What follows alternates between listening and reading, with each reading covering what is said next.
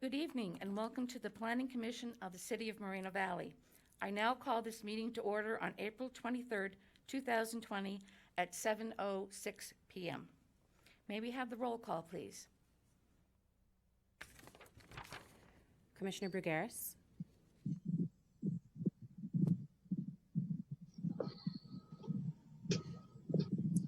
Commissioner Brugueras. Here. Commissioner Stefan. Present. Commissioner Harris.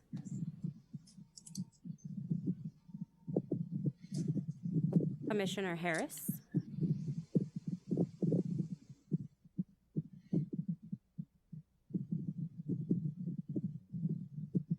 I can see.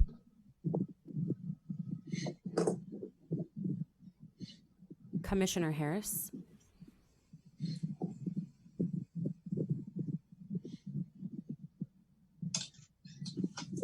Commissioner Harris, you may be on mute. Can you click accept the unmute, please?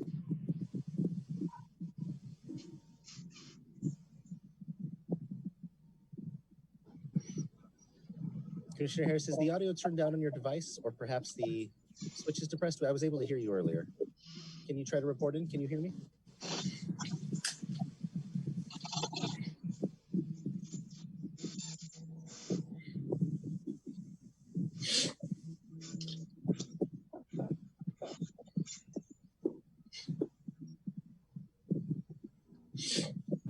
Betty, can you give Commissioner Harris a call? I believe his speakers are down. I have him unmuted, but I see he's still not able to hear us. Thank you.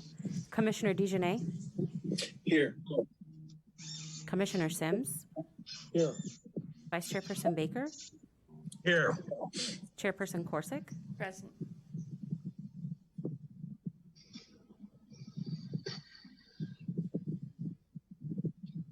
For the record, Commissioner Harris is present on Zoom. Thank you. The Pledge of Allegiance will now be led by Commissioner Sims. Please rise and I guess put the flag to stage. Repeat after me. I pledge allegiance to the flag of the United States of America. And To the republic for which it stands, one nation, under under God, God, indivisible, with liberty and justice for all.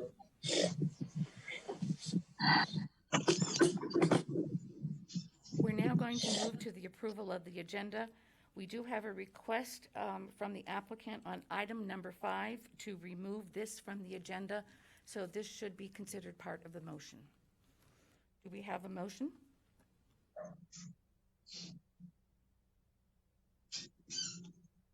I'll make a motion to continue the item. This Commissioner Sims.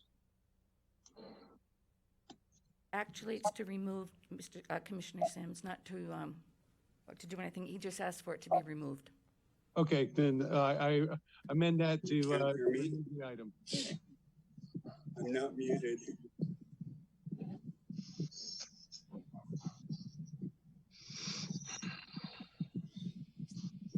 We need a second? Second. Okay. Okay. I We'll fixed initiate it. the roll call vote. The second was, I didn't say it either. Who did the second? I did. Raphael. Okay. Commissioner Brugueras. Roll call, please. The vote, please. Commissioner Brugueras. One more time. Yes. Commissioner Stefan. Yes. Commissioner Harris. Yes. Commissioner DeJournette. Yes. Commissioner Sims. Vice Chairperson Baker. Yes. Chairperson Corsick. Yes, the motion carries. Next, we're moving on to public comments.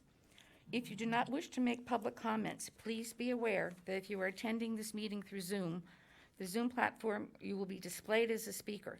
Those wishing to view the meeting without making comments can do so online via the city's website, www.city.morenoValley.com. moval.org/MV3Live. The link is available through the city's website. It can also be viewed on YouTube and on channel NVTV3. The next item is public comments on any item not on the agenda. Are there any speakers? No, ma'am, I don't have any speakers. Okay, thank you. The next item on the agenda is the approval of the consent calendar, in which we have no items for discussion. So we're going to move right on to the non-public hearing items. We do have a large agenda tonight, and I request that all the commissioners, including myself, stick to the discussions of the items before us and try not to go off on any tangents tonight. Okay. First, the next item on the agenda is a non-public hearing item. Item number 1, approval of vehicle miles traveled and related thresholds. Can we have the staff report, please? Yes, Chair Corsick, the staff report will be presented by City Traffic Engineer Eric Lewis. And can you put up the presentation for me?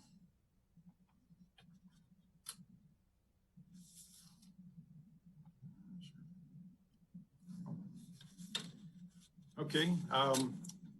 Good evening, Chair Corsick and other commissioners. As stated, my name is Eric Lewis, City Traffic Engineer. The item for you this evening is the review and approval of vehicle miles traveled and thresholds of significance for measuring transportation impacts under CEQA. I need to mention that there were changes to the original threshold language published in the resolution. I will provide new language later in the presentation for people in the audience that may not have video during this meeting. But after publishing of the agenda, staff received input and questions from engineering firms that routinely prepare traffic studies in Moreno Valley. The revised text adds clarity to the language for improved implementation and to better define thresholds for specific project types. Next slide. Can we go back? Back again. Okay, now forward, sorry. There we go. So following the enactment of Senate Bill 743, the California Governor's Office of Planning and Research was tasked with developing new California Environmental Quality Act, CEQA, guidelines that eliminate level of service as a metric for transportation impact and defined a replacement criteria. Vehicle miles travels was selected and incorporated into revised CEQA guidelines in January 2019. The intent of the legislation is to assist California with meeting its goals to reduce greenhouse gas emissions, encourage infill development, and promote public health through active transportation. Compliance with SB 743 is mandatory beginning July 1st of this year, 2020. Next slide.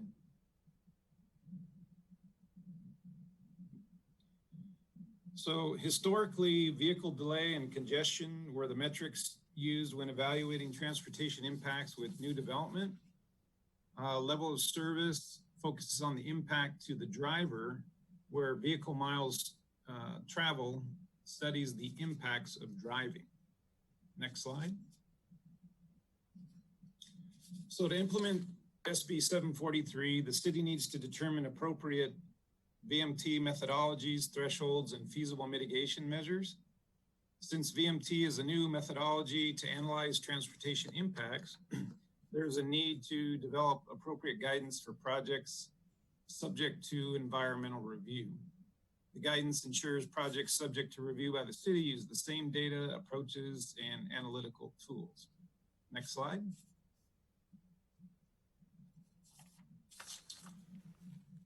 So a study was conducted by the Western Riverside Council of Governments, also known as WRCOG, to assist its member agencies in providing research, analysis, and other evidence to support the final SB 743 implementation decisions. The recommendations provided this evening either are directly from the WRCOG analysis or have been adjusted to better suit the needs of the city. Next slide, please. Now, the 4 basic steps to analyze VMT for all projects is to determine VMT generation, compare project VMT to an adopted threshold, determine if there are project impacts, and then to finally mitigate any associated impacts. Next slide.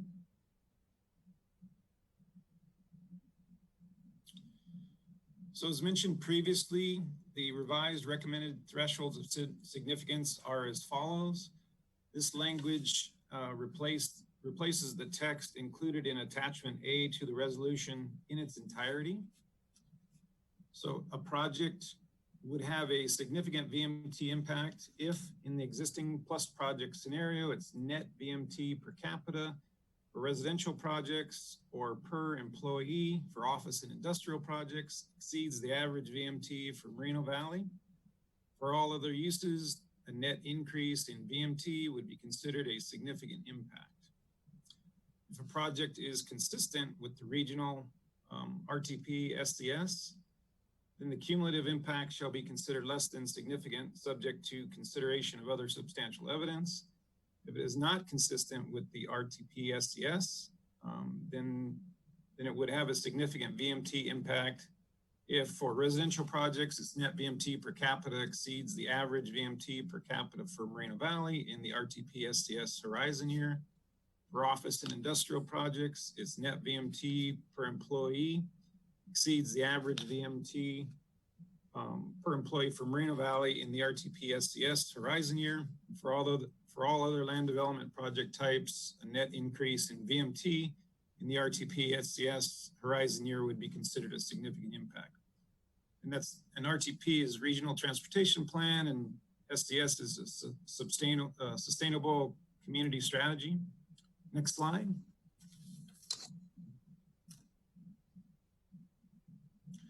So if a project is required, excuse me, to mitigate their impacts, then several strategies are available, including diversifying land uses, traffic calming, pedestrian bicycle network improvements, and other transportation demand management strategies. Next slide, please.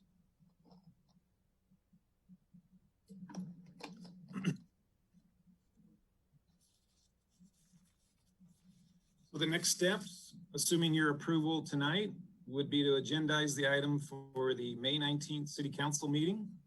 If the item is approved, the city would move forward with updating the city's TIA guidelines to add VMT analysis.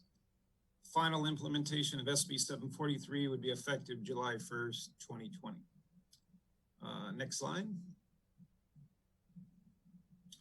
So in conclusion, staff recommends that the Planning Commission approve Resolution 2020-18 as amended, and thereby recommended that the city certify that the proposal is not a project under the State of California Environmental Quality Act guidelines, Section 15378, Section B5, because it involves an administrative activity involving a process and would not result in any direct or indirect environmental impacts, and approve Resolution 2018 as amended, approving vehicle miles traveled as the standard for California Environmental Quality Act compliance and the thresholds for VMT impacts as included as attachment A. This concludes my presentation on this item, and staff, as well as Paul Herman from Fair and Peers, who was part of the study for WRCOG, is available for questions. Thank you very much for a very complete report. Are there any commissioners' questions for staff? And I would ask the commissioners to raise their hand to be acknowledged that they have a question, and then you will be called upon. So does anyone have any questions? Mr. Sims? Yeah, good evening. Thanks for the report, Eric. So a couple of just general questions. Is the VMT methodology more restrictive or less restrictive as compared to the loss of level of service analysis? Well, when you say restrictive, in what context? Okay, well, would it mean, I guess does this create more burden on development, or is it creates a stricter or analyzes the traffic in a, I can't, I'm searching for the right words, but, I mean, I kind of get what the level of service is. You know, you get up that's been kind of the standard for a long time. You get up in the impacts to intersections, such, you know, what that's going to mean. So how does this fit into down to individual intersections and so forth within the city? I mean, is there one big model that the WRCOG is, or I saw something in there about a Riverside County model, but how does this overall complete change out of from level of service analysis that has been used forever now go and turn into this? How does our modeling for the city going to fit in all of it? So I saw Paul Herman wishes to speak. He raised his hand. Can we unmute him? Thank you. Great. Thanks, Eric. So I'm Paul Herman. I work for Fair and Peers. I've been assisting the city with consulting services on how to implement SB 743 and choose their methodology, choose their thresholds of significance. And you ask great questions. And really, this new approach, I think Eric said it best, is for the last 60 years, level of service has really addressed how land development has impacted the driver, while this new approach is going to reflect how driving is affecting the environment. So it really is looking at it from a different perspective, and it's going to change where we're seeing transportation impacts, and it's going to change the types of mitigations. So instead of mitigating to add more vehicle capacity, you're typically going to see travel demand management measures, TDM measures that are promoting carpooling, transit access, things of that nature. And so as far as restrictive goes, it's going to be a different way to look at it.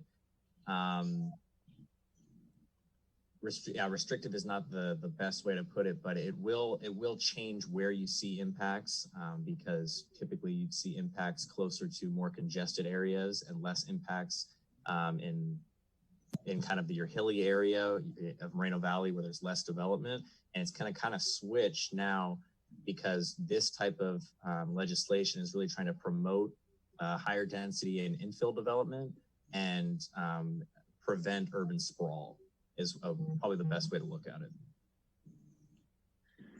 Okay, and I do have another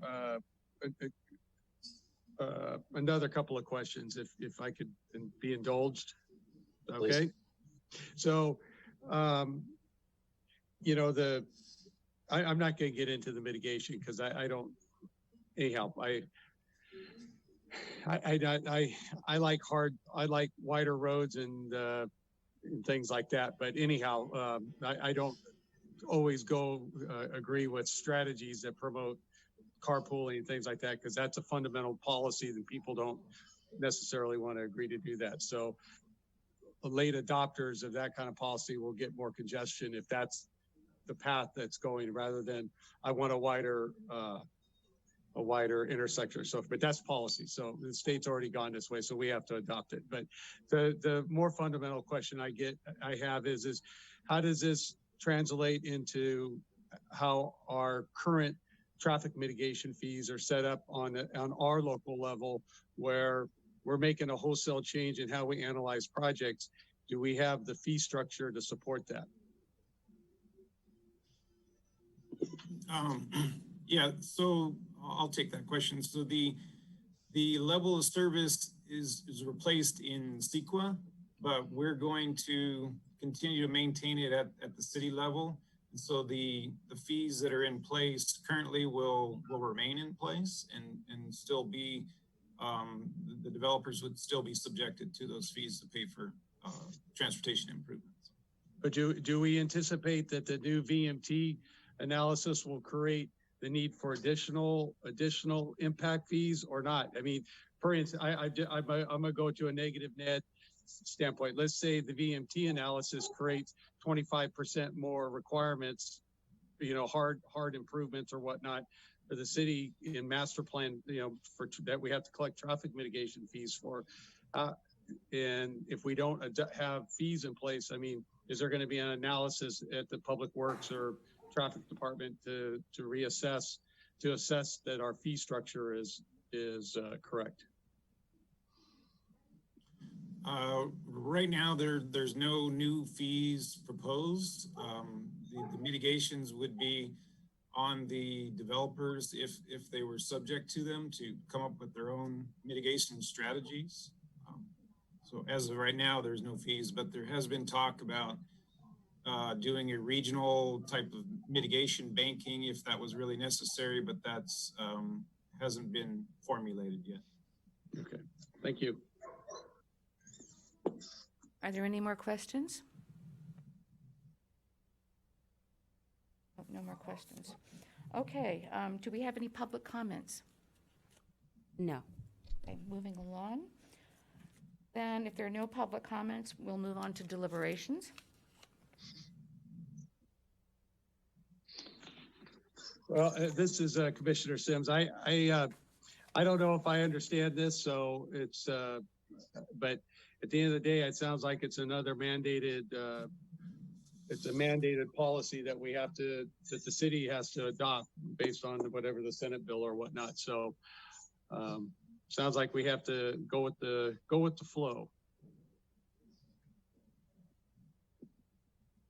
Any other comments? Commissioner Brugueras, I agree with Commissioner Sims. It is a mandate. It is something that we have to do by July 1st. So we're going to do our best to comply with the law. The good thing about it is that when I read the staff report and I look at page 8, the background, the state continues to look after our health. You know, it wants to reduce greenhouses, gas emissions, and encourage infill development and improve our public health. So there's like 4 or 5 pluses to that. So it's not a lose-lose situation. So, you know, I'm gonna do what's best for the city and the residents, that we have the best health in our city. So thank you again for the staff report. Anyone else? No one else? Okay, do we have a motion? Commissioner Harris has a comment. Oh, okay. Yeah, we really don't have a choice in this. We have to vote for it, right? I mean, per the state. Hello? Well, you always have a choice to vote or not vote for something, but if you read it pretty carefully and you agree with it, you should vote for it. If you're confused and you have questions, we could ask staff to try and clarify them. No, that's okay. That's fine. Sure. Okay. Commissioner Sims has one more. I just want to point out, if I understood from the staff report, that this change in traffic mitigation or traffic impact analysis promotes densification, not promotes densification. So to achieve use of bicycling and the carpooling and transit type things, what they're doing here is trying to push towards denser cluster type development rather than spread out. So I just, you know, with this COVID thing, which I'm not going to allow to make my decisions forever, but you can see in denser parts of the country, you see that it rely heavily on densification and mass transit. You can see some of the impacts from that. So anyhow, that's just a comment. I'm not saying that that's what's going to happen here, but anyhow. Okay. Any more comments? Would anyone like to make a motion?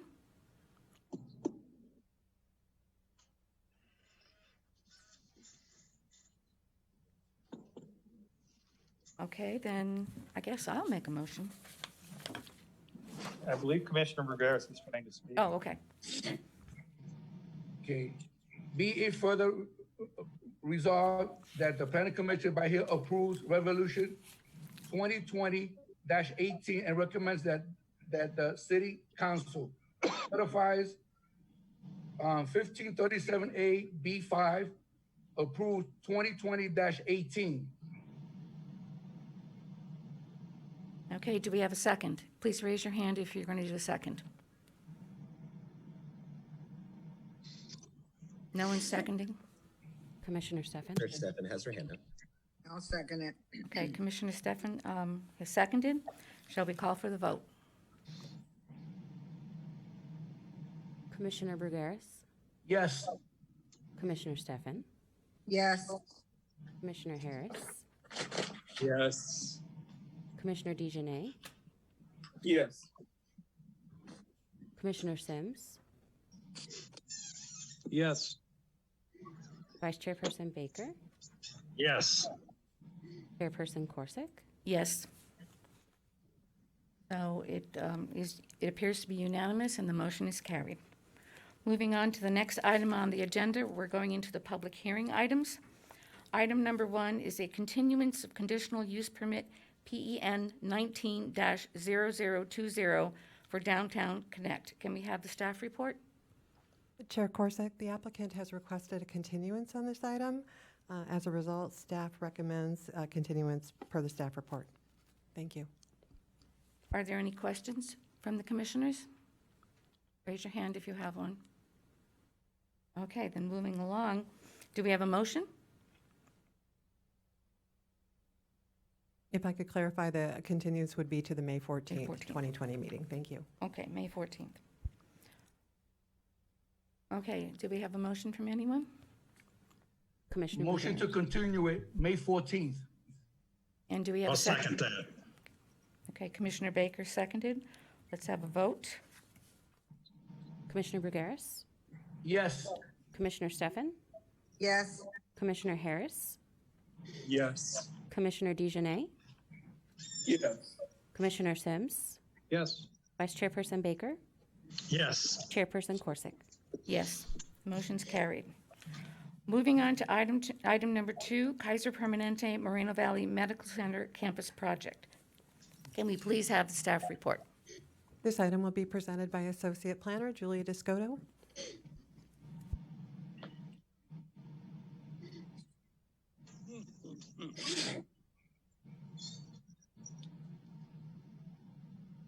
Can we have the PowerPoint, please?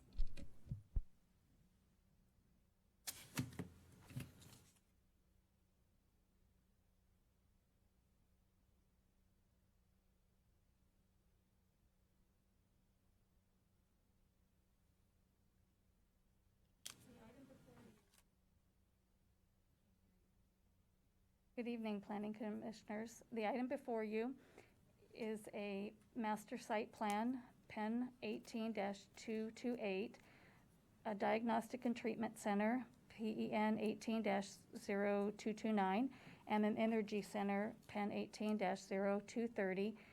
And the project also includes an environmental impact report, PEN-0217. Next slide, please. The applicant, Kaiser Foundation Hospitals, is requesting the approval of a master plot plan to modernize and expand their existing Kaiser Permanente Moreno Valley Center campus. The project is located on Iris Avenue, west of Oliver, in the existing Kaiser Permanente site. The expansion will include approximately 1,125,000 square feet with a 460-bed hospital facility and 2 additional office buildings, an energy center to support the entire medical center operations, and parking lots and structures with associated landscaping and internal design elements. Next slide, please. The current zoning of the site is community commercial and residential office. Community commercial and office. And there is a medical use overlay which provides the opportunity to expand the medical use in the corridor. The site includes, the surrounding development is across the street on Iris, which is south, is existing residential. The property to the east is neighborhood commercial, and then further east from that is existing residential. And the property to the north is zoned residential. It's in the Aquabella specific plan. Next slide, please. This existing site already has a hospital. It's a 100-bed hospital. It also includes a medical office building and the associated parking and landscaping. Next slide, please.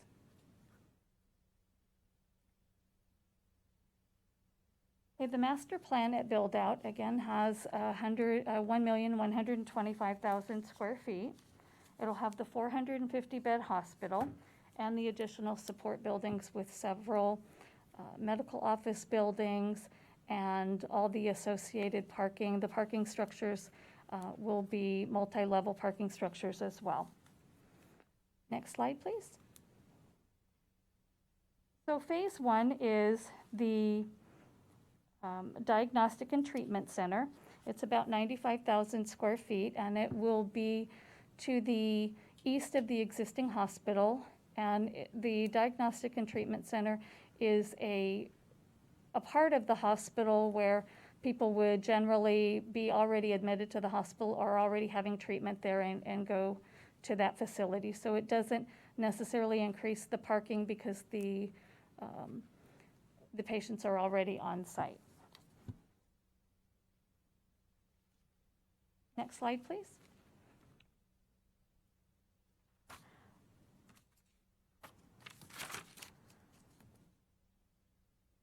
And in phase two, there'll be additional medical office buildings and parking structures.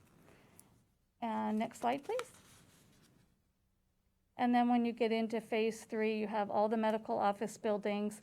The hospital would be completely built out at the 460 beds, the new energy center, and multi-level parking structures. Next slide, please.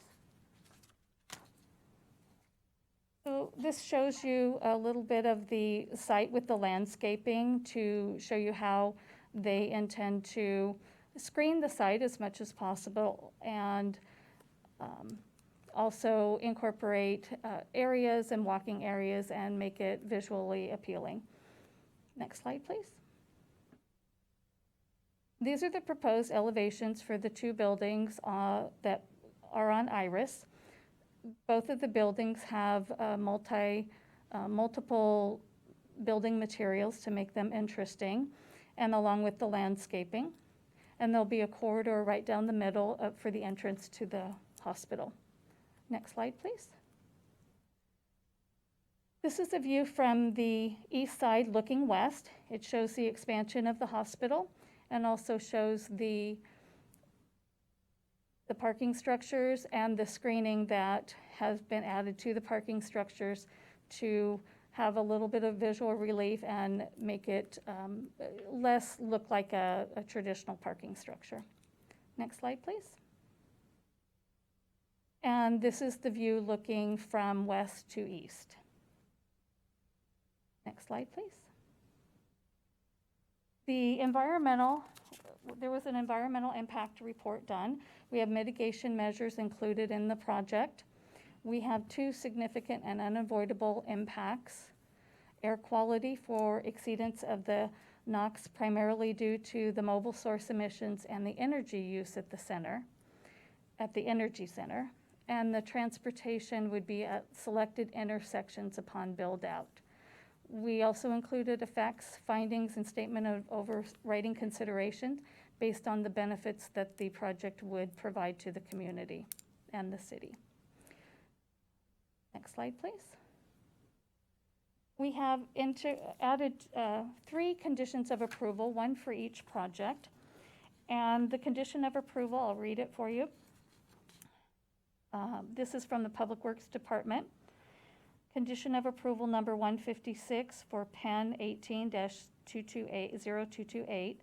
Prior to issuance of certificate of occupancy for each phase, the project applicant shall provide a validation of the assumptions utilized in the completed traffic impact analysis and cost calculations to address fair share contributions per the project mitigation measures.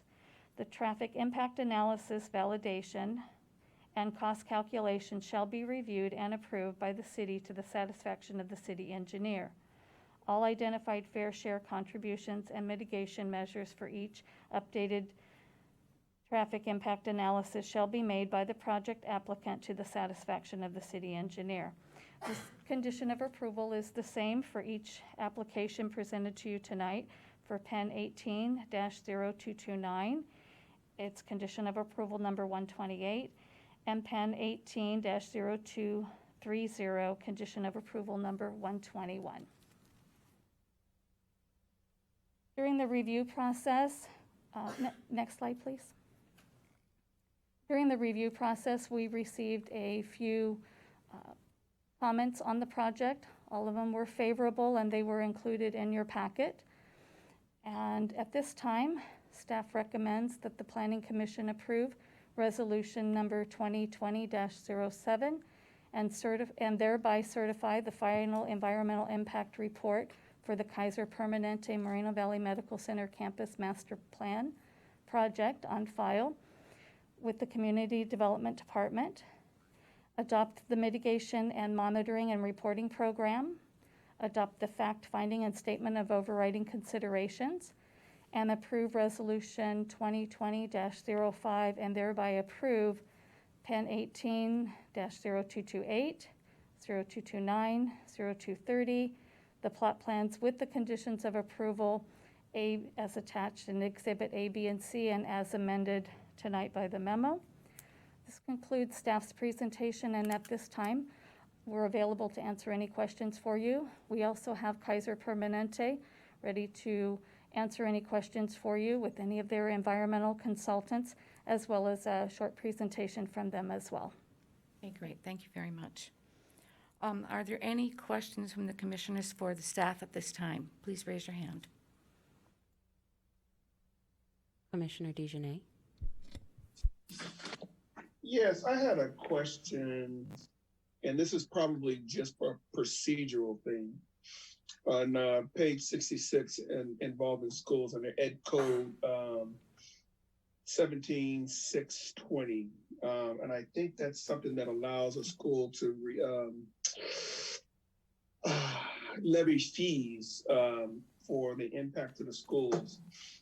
Something to the neighborhood of $3.50 for housing projects and 56 cents per square feet for commercial and industrial. I was wondering, this type of fee, being that this is 1,125,000 square feet, comes out to about 600,000, a little more than 600,000. Is that a one-time fee, or probably maybe a bifurcated question? One is it a one-time fee? Do school districts have to apply for that, or is that an automatic process through the planning when something comes in? The school districts require that the developers pay fees based on whatever dollar amount that they have in their policy. The city doesn't monitor that dollar amount nor collect the fees for them. The applicants go to the school district, whichever one applies to their project, and they pay fees there based on the criteria at the school district, and they bring us back a certification stating that it's paid. I see. And that's a one-time fee? That's correct. I see. That was my question. Any other questions? No other questions? Okay. At this time, we'd like the applicant to speak.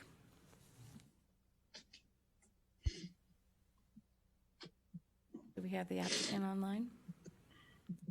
Okay, Vita, you're on mute. Go ahead. Hi, I'm Vita Willett. I hope you can hear me. I'm the Senior VP Area Manager for Kaiser Permanente and Kaiser Foundation Hospital and Health Plan, and it is an absolute pleasure to be here tonight to, even virtually, to present this project. As you may recall, We have been in Moreno Valley now at this campus going on 12 years. And during that time, we have added a medical office building. And now we are very, very pleased to be adding diagnostic and treatment building that will add some much needed services on this campus. Skylar Dennison will go into much more detail, but this will provide additional ORs on the campus, a neonatal intensive care unit, additional lab and radiology services. So we are thrilled to be to the point where we can go forward with this development. And thank you for letting us present tonight. Thank you, Vita. I guess there's another person that would like to speak from Kaiser. Skylar. Okay, Skylar, I think we found you on there. We don't need your phone number. You can go ahead and we'll share your presentation. Thank you. Good evening, Commissioners. Chairperson Korzik. First, I would like to thank the City of Moreno Valley and this Planning Commission to move this agenda forward. As we know, just doing our day-to-day job has become that much more riskier. So for that, we thank you. Also, I'd like to thank staff, Julia Descoto, Sean Kelleher, Patty Nevins, Manny Mancha, and many others. They ran a marathon to get this project here tonight, and they brought us that much closer to the finish line, so thank you. Next slide, please. So I don't want to belabor this too much. Julia did a very thorough job, but a little bit about the history. We purchased the site in 2008, and we've done a number of improvements over the years, including the Iris Medical Office building that Vita spoke about, in addition to an ED expansion, I believe in 2012. We've been studying the opportunities that we would have on this 37-acre site. And when you think 37 acres, that's things like, quite a lot of square footage, but there are some significant challenges. One, you have an existing operational medical center right smack in the middle of your campus. In addition to, you have some topography challenges. It slopes down from Iris Avenue. And then we've always struggled a little bit with our vehicle circulation challenges. So we wanted to take an opportunity to evaluate it to see how we can maximize the site to really make it really a campus of the future. Next slide, please.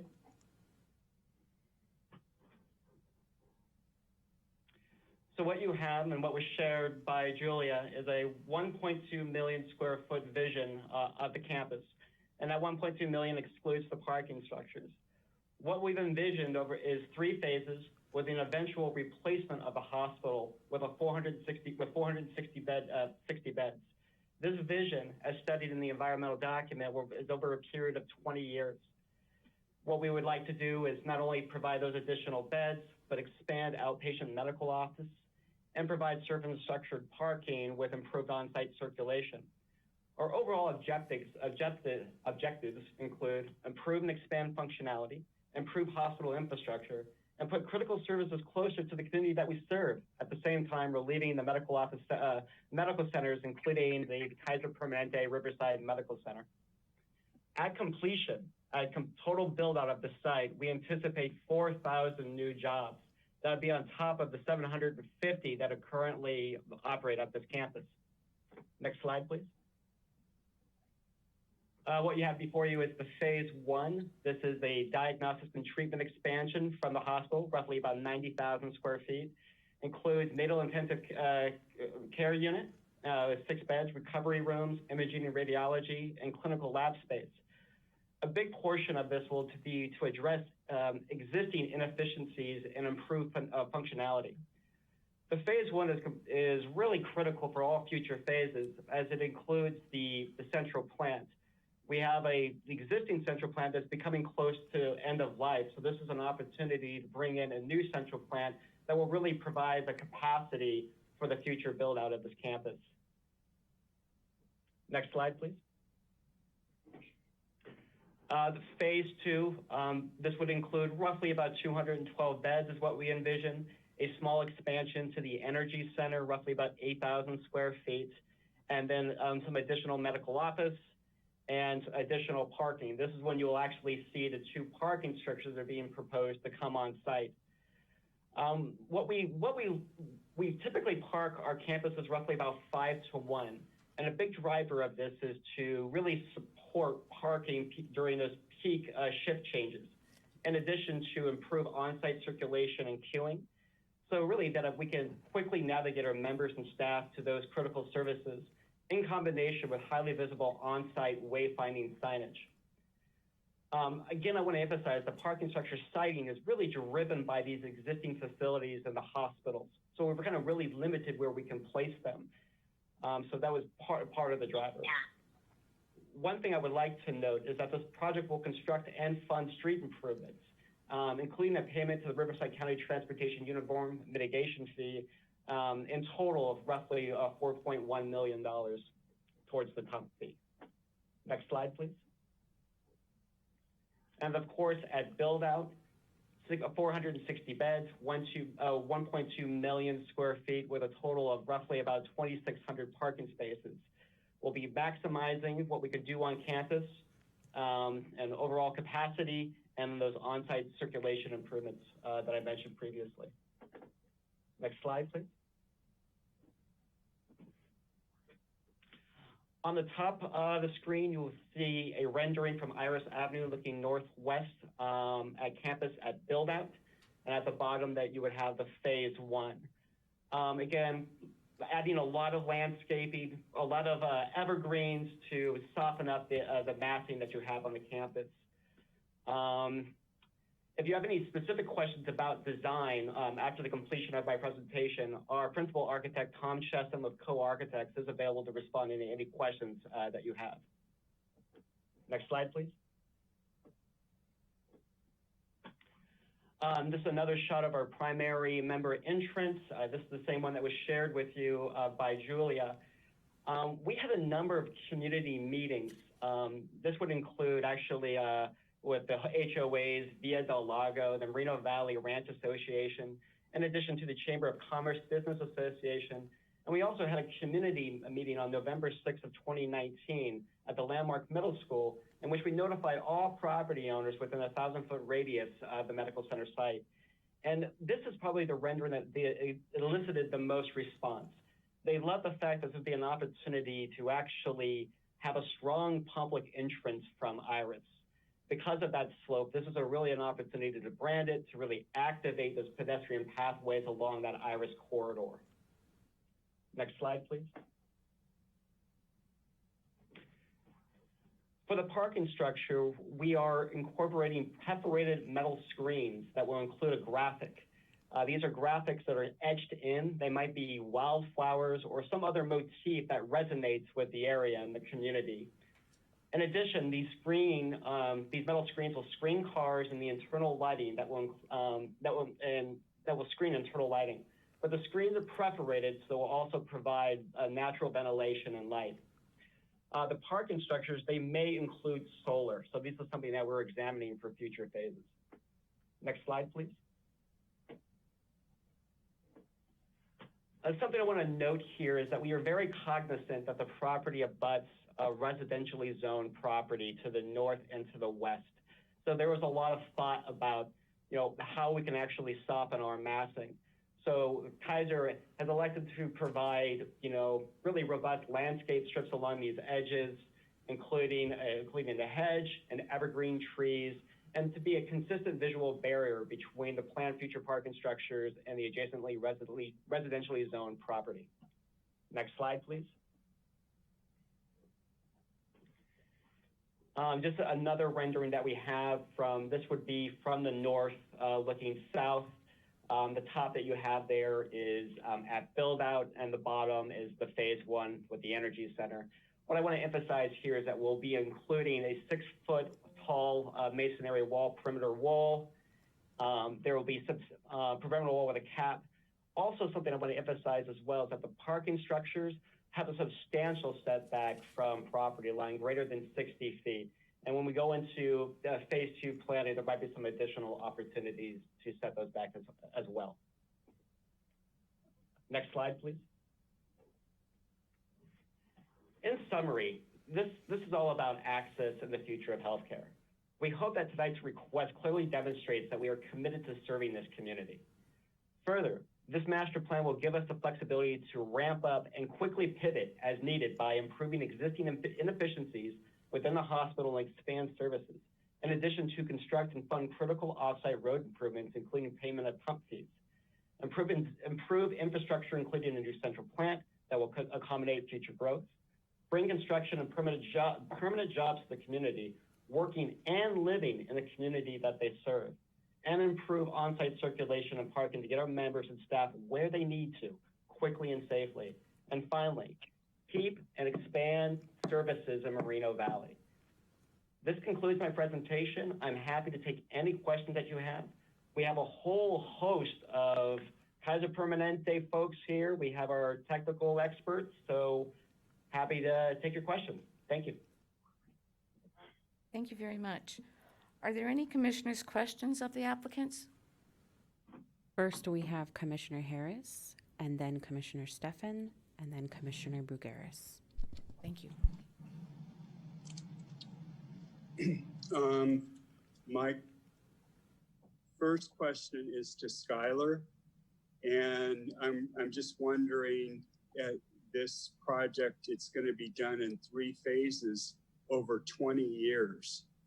And I'm just wondering, you know, is there any way they can speed that up? The 20 years seems like an awful long time.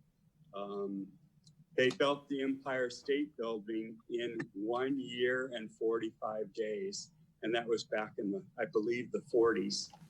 And we have, you know, I would think better construction techniques and more automation and stuff that would make it easier to do. And that was my first question. Sure, I could speak to that quickly. You know, you're speaking my language, Councilman Harris. I mean, I would like to be able to go ahead and do all of this all at once, but it's really driven by demand. Now, the phase 1 is something that we're committed to breaking ground on this year. That's how we're projecting to go forward, and that's what our demand signal is right now. So the master development plan it's something that is our vision. This opportunity we want to do in the future, but we really is limited to growth projections. But depending on those projections, it can happen sooner than 20 years. So for example, the environment that we're in now, no one predicted this really. So who knows how we're going to have to pivot. But what the National Development Plan does is give us that flexibility. Yeah, I totally get that. When you expanded your ER, how many beds did you expand it to? When we expanded the ER? Yeah, you did an ER expansion in 2012. We did. I don't recollect how many exam rooms that includes, but we could provide that information, but I do not know that offhand. Okay, because I'm just thinking with a 100-bed hospital, I can't imagine that the ER was very large, and I'm sure that was one of your top priorities was to make an expansion there. And I'm just wondering if that ER expansion is going to be enough for a 460-bed hospital, considering that most patients come into the hospital through the ER. Mm-hmm. Not always, but mostly. And I didn't see anything in there where you were going to consider expanding the emergency department. I think for this question, I'm going to hand that off to Vita Willett. I think she has a lot to say on this. I hope, there I am. Thank you so much for the question. Our emergency department expansion was really pretty significant, and it's allowed us now to, for example, respond very well to this COVID crisis that we're going through. We don't have all the specifics of the future plan laid out. We, at this stage in the planning, have a more global, high-level plan. As Skylar said, it's more visionary of where we want to go. But the emergency department is a very decent size right now. It is definitely meeting our needs now and into the future. So we went from 12 to 28 beds. So we more than doubled our, sorry, I've just lost you. We more than doubled our capacity at that time. So you have about 28 beds now? Correct. Oh, well, that's... And we just added a little triage area as well. Okay. Okay, thank you very much. That, you know, that sounds good. I just wanted to make sure that somebody didn't, like, sometime in the future, look and say, how come we didn't expand this emergency department? Because well, that'd be quite a bit. So yeah, that'd be quite a bit to expand in the future. We would love to be able to expand even more right now. But as you can imagine, as Skylar pointed out, we have to really stage our expansions based on what our needs are at the time. And so we had to prioritize like every business does when they're investing in capital. And so in this case, we are excited to be adding 6 new ORs. Right now we have 3. So that, for example, gives us quite a bit additional capacity. And so we're very, very excited about this project. Thank you very much. You're welcome. Okay. Yeah, Robert touched on the same question I had because I've been in quite a few emergency rooms at other hospitals and at Kaiser myself. And some of them can be a total nightmare. You can be out there in that waiting room, not even getting back there for like 9 hours, 14 hours. And so I was wondering if they had, and you did say they did do an expansion in 2012. And my other question, it was basically for one of the residents, is there an outpatient at all? Like where, I'm phrasing it wrong, like where urgent care. Is there any urgent care facility, or do you have to go to Hecock or to Riverside? At full build out, this will be a medical center campus, I would say on par with what we have at the Riverside campus. We just don't have timing for the exact services of when they would come on. So we don't have an urgent care in this immediate phase that we're requesting now. Okay. All right, those were my 2 questions. Commissioner Brugueras. I got a new question. I got 2, but I have a new one. So to the staff, this is for you guys to listen to, Kaiser, but this is to the staff. Phase 1 is going to be tonight's approval, and then phase 2 is another time, and phase 3 is another time? Or is all 3 together? Phase 1 includes the Diagnostic and Treatment Center and the Energy Center. And so you would be approving those 2 tonight, along with the master site plan, which is the approval for the overall site plan. Yes, we would come back later with different types of plot plans for the individual buildings, but we would be approving at this time the master plan for the expansion of the hospital site.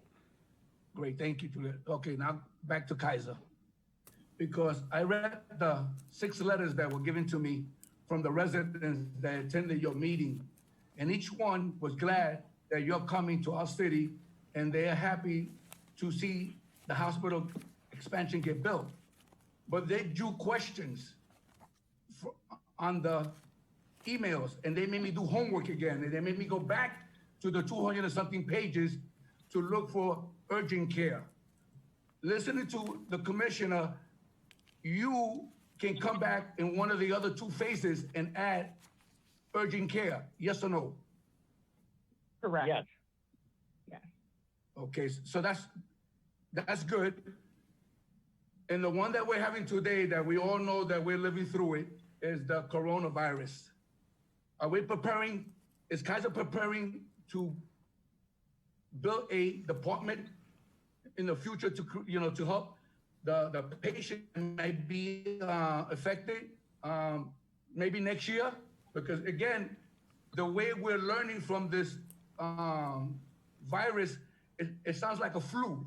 Okay, you get a flu shot every year to prevent yourself from getting sicker. Okay, so are we going to have another department built into Kaiser to prepare ourselves for the future for another virus? Maybe I can answer that question. Thank you for the question. We have been, since I think the first case was diagnosed in Riverside on March 7th, we've been spending a tremendous amount of time on surge planning. So really something like this pandemic affects every single department in our healthcare delivery system. We have been able to cohort our patients so that the ones that have the virus that are in the hospital are separated from those who don't. That we were able to do in both of our hospitals. And there's just a tremendous amount of planning and that we had to do in case we were impacted severely, like New York, for example, that had a huge increase in demand for ICU beds. So the other thing we did is worked hard to try to have people work from home. We increased our phone and video appointments dramatically so that patients and members would not have to come in if they didn't need to. So we've done a tremendous amount of work to prepare and to respond to this pandemic. There isn't a specific department that deals with something like this. It is really something that we had to respond to as a whole entire health system. I hope that answered your question. You did, but the good thing about what I've learned watching development come into our city is when it's built from the ground up, you have an opportunity to add to it and make it more efficient for the future. I understand that we're working on phase 1, but we're open for phase 2 and phase 3 for the future to add. So we're hoping that we can add, 5,000 square feet. Since we're talking about 1 million, let's add a little 5,000 square feet, another small department that can focus on that, those problems like the flu and the coronavirus. I'm just asking that we have an opportunity, you have an opportunity. I've been with Kaiser since 1984, so I know Kaiser. I've been a patient since 1984, okay? So I know Kaiser quite well, and they've always been good to me, okay? So I'm just looking out for the next person that may need you, like I did, that we'll all be ready. So if something comes up, you'll have a department, you'll have that staff ready, because this is a good lesson that anything can happen in our country right away. And we all gotta be ready. And Kaiser is at the forefront right now because you're building and you can change everything for the better. So those are my 2 questions. Those are what the residents had in the city of Moreno Valley to ask of you, and I'm glad that you answered them, and I look forward to the present and the future. Thank you. Thank you. Thank you. Vice Chairperson Baker, and then Commissioner DeJournette. I had one question for the on the power plant there that we're approving tonight. Will that cover the whole phase 1, 2, and 3? Is it build out? It will cover all phases. That is correct. There will be an expansion in phase 2 of 8,000 square feet. So a total 28,000 square feet that will support the whole campus at build out. Okay, thank you.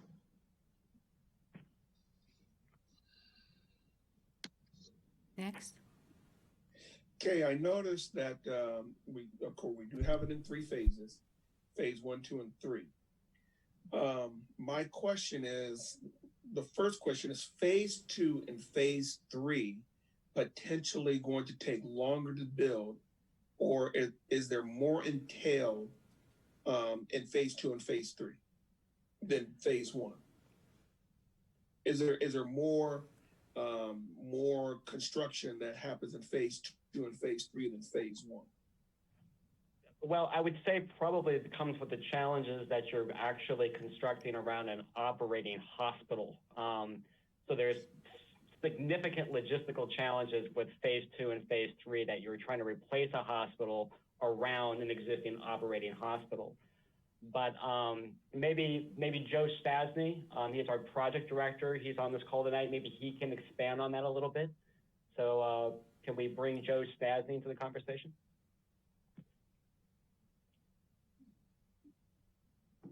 Am I on? There you go, Joe. Okay. Thank you, Chairman. Thank you, Commissioners. So the phasing development, the construction of the second and third phases, you could anticipate a construction period of roughly about 36 to 38 months for each one of those components, just varying slightly dependent upon the square footage. You'd be looking at probably in the neighborhood of, I'm going to say 400,000 feet in each one of those phases. So roughly speaking, a construction period in that neighborhood of 3 to 3.5 years. Okay. The reason why I ask is because when I was looking at the potential significant impacts that cannot be mitigated below a level of significance, it looked like only phase 2 and phase 3 were listed and not phase 1, as in it's saying that there are significant thresholds for NOx and VOx and CO and, PM sub 10, PM sub 20, operation emissions, pollutions that cannot be mitigated according to the South Coast Air Quality Management District. But I didn't see that for phase 1. It only mentions that these unmitigated is only in phase 2 and 3. So I was just kind of wondering what separates phase 1 from phase 2 and phase 3, and how come those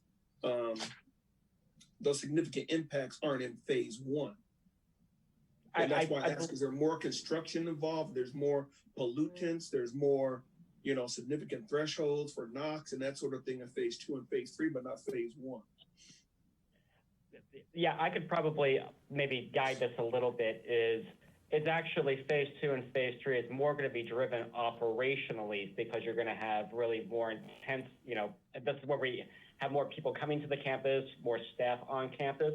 But maybe it would be best that we bring in our speaker consultant at this point in time, since we're getting into these analyses.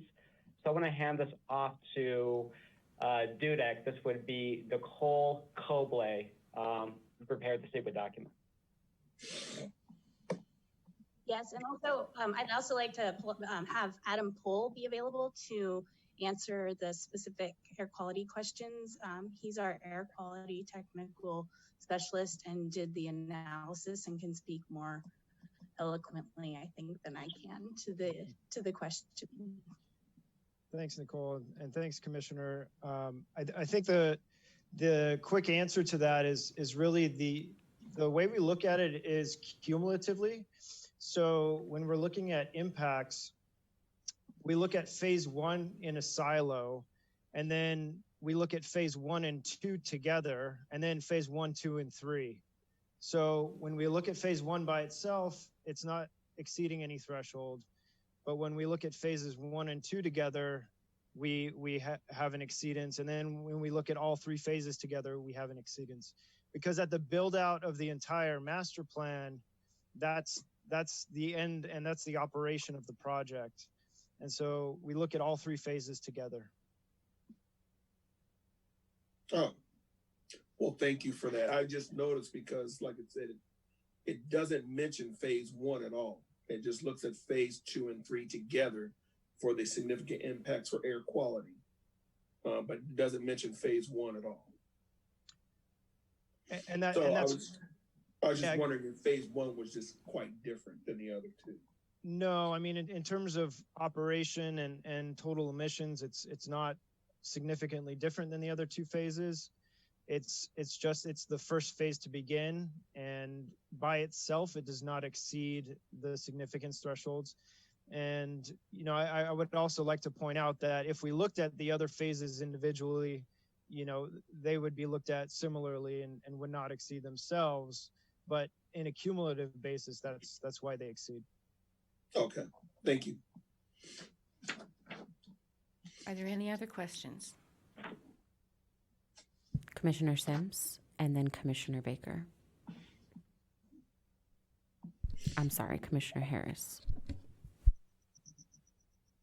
Okay. My question is, will you have any, make any additions with negative airflow in the room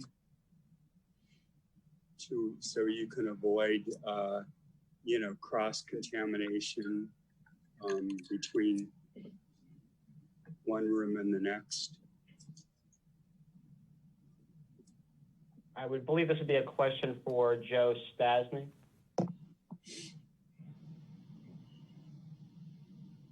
Am I on?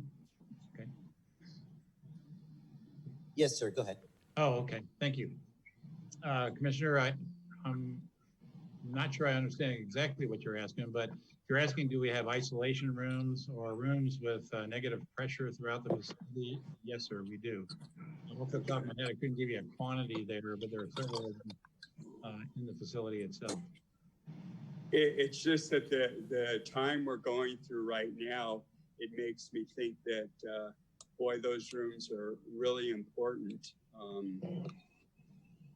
Yeah, I think as Vita was mentioning a little while ago, organizationally, we're taking a look at how all of this might impact our treatment and care delivery methodologies for the future.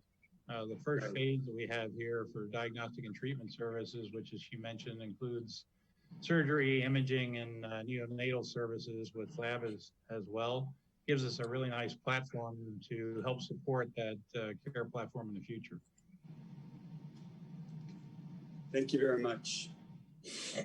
Commissioner Sims. Am I on? Yes, sir. Okay, great.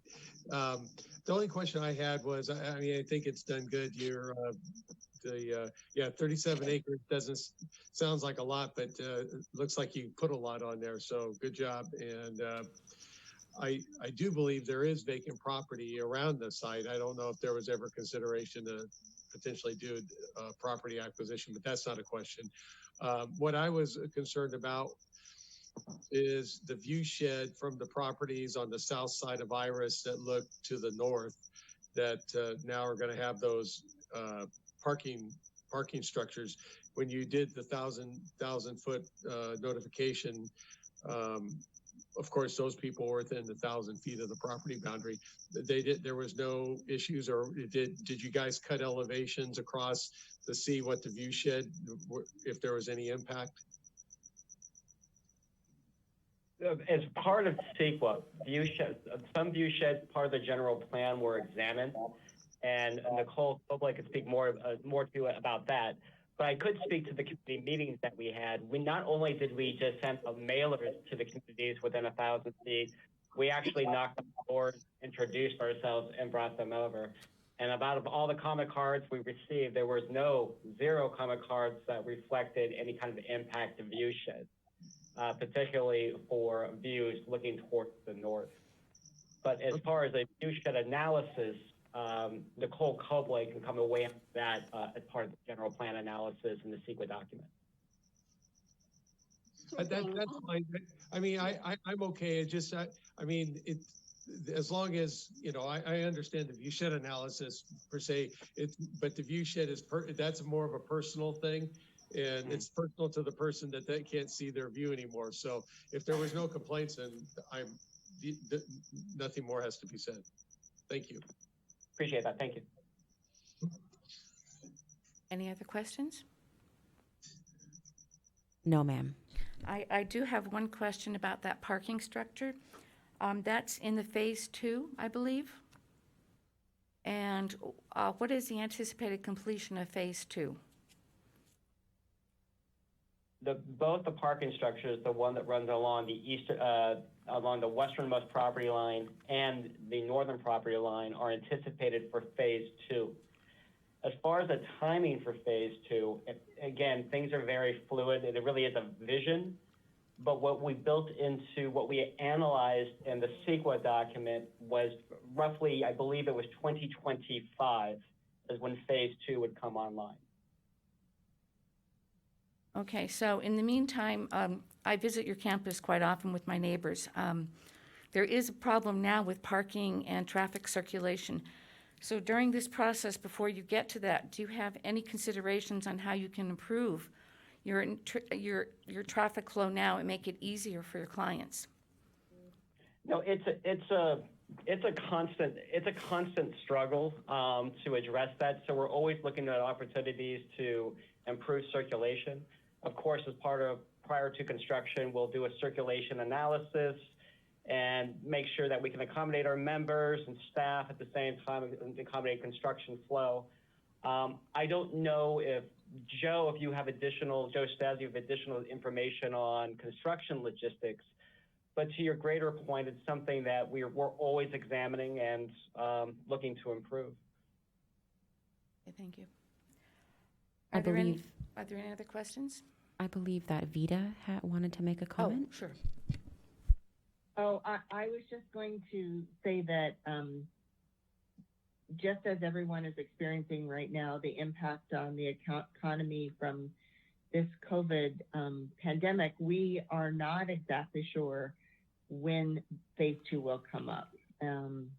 So 2025 is what we would like, but it could move a little bit if things don't improve in the economy as the way we'd like them to. Fair enough. Any other comments? No, ma'am. Okay. At this time, we'll now take public comments. Do we have any public comments? No, ma'am. Okay. This time, we're going to move on to deliberations. Do we have any commissioners that would like to speak? Begin deliberating? I'll start, Commissioner Brugueras.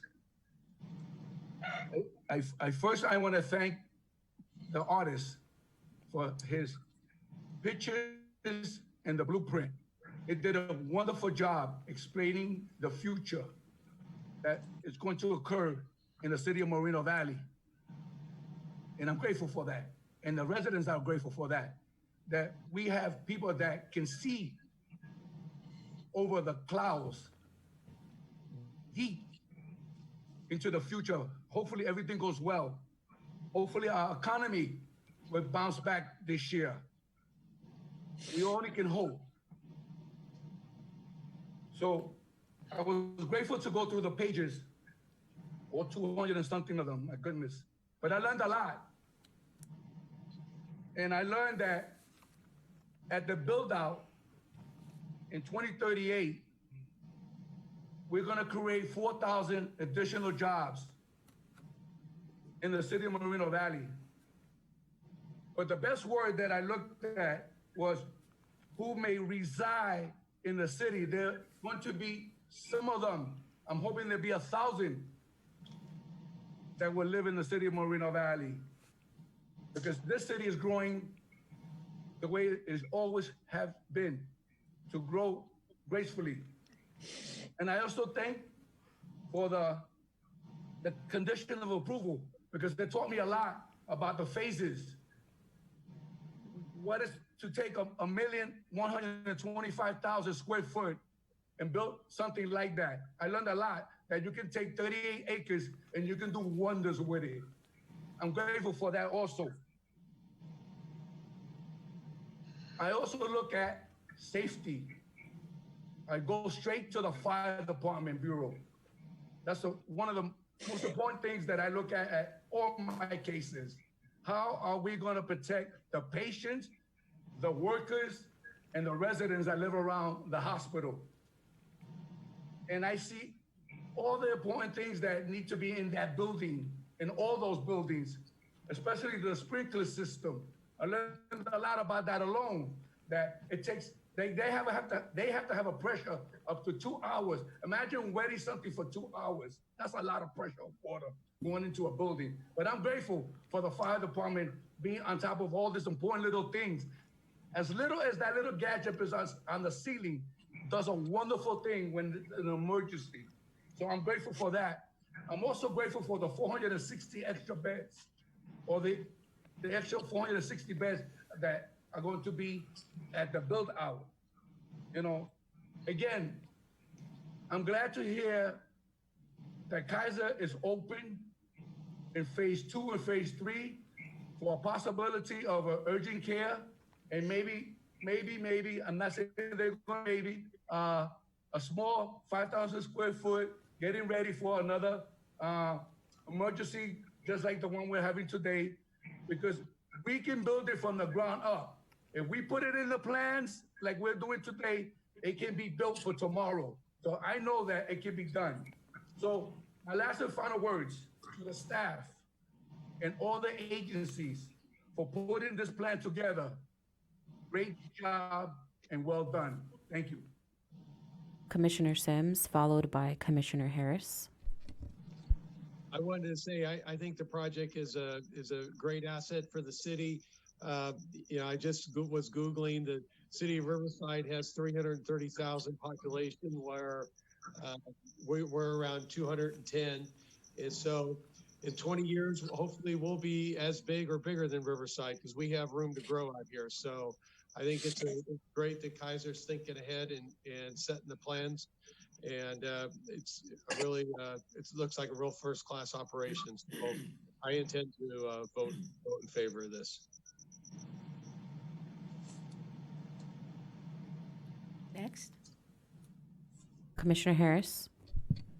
Yes, I'd like to compliment the architect that did all the hard work on this project. It looks really nice, and I do think it's going to be a big asset to the city. And that's about all. And I intend to vote yes. Commissioner Stefan.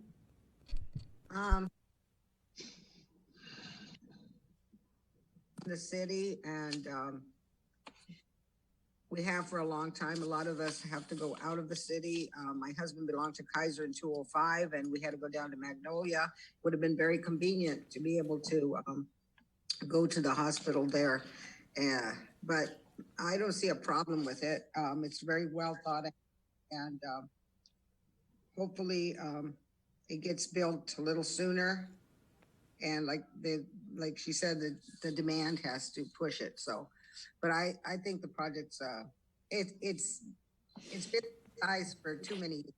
It needs an expansion, and if it needs it now, it needs it now, because I've been here for 36 years, and my grandchildren who were born there, and like I said, it wasn't a very big hospital to begin with. But so until Kaiser took it over, and now they've done an expansion, they're going to want to do an expansion. So I'm for the project. Commissioner DeJournette. Say also, I'm for the project. One of the things I see is, many times we go to the hospital, and it's a good thing. And sometimes people go to the hospital and they get admitted. I like that you don't have to go all the way out to Magnolia. When the other, places close down, or for the surgery centers or that sort of thing. It's kind of a two-handed thing, where now we're going to capture some of that patronage from the east end of Riverside, because when they come out to the hospital, people are going to get hungry, they visit somebody, and they're going to go to our local places to get food to bring back into that hospital, and it's going to increase patronage for some of our local restaurants and that other sort of thing. Maybe even increase patronage if they have to stay at a hotel or that sort of thing. Better stay out here than all the way back in the Riverside and that sort of thing. So I'm for the project. I'm glad to capture some of that Riverside patronage. Vice Chairperson Baker. Kaiser's willing to invest in Moreno Valley. They've been here for 12 years now, and I think it's a real asset to the city, and I'm going to vote for it. It's a good project. And that's it. And I'd like to weigh in and say that I think it's well-designed. I think the items that we're voting on tonight are very well thought out, and I look forward to the future, to Phase 2 and Phase 3, depending on the economy and whatever happens after that. I do like the design of it. I think it fits the landscape well, and so I am going to vote for it. Okay, with that, shall we have a motion? And whoever's making the motion, be sure to add the revised conditions from tonight, the exhibits A, B, and C that were on the memo. Who would like to make the motion?